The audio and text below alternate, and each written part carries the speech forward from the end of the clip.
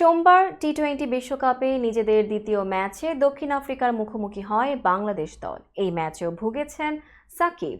Anrich নরকিয়ার বলে পুল করতে গিয়ে ক্যাচ দিয়েছেন।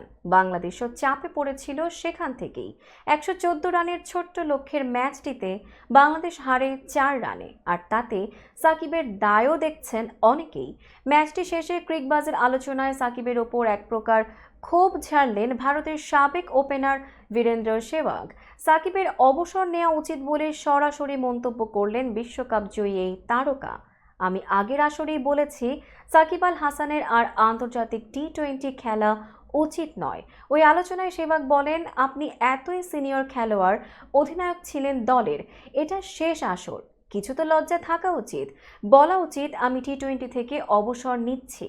আমার বোলিং ভালো হচ্ছে না, ব্যাটিং ভালো হচ্ছে না, দলের জন্য আমি কিছু করতেই পারছি না, তাহলে আমি খেলে কি করব? ভারতের সাবেক ওপেনার সাকিবের খেলার ধরনের সমালোচনা করে বলেন, আপনি অ্যাডাম গিলক্রিস্ট বা ম্যাথু হেইডেন না, আপনি এখন বাংলাদেশি খেলোয়াড়, নিজের মাত্রা অনুযায়ী খেলো, এটা তো আপনার রেগুলার শটই না। ওই পরিস্থিতিতে সে কেন নরকিয়ার বিপক্ষে পুল শট খেলতে যাবে?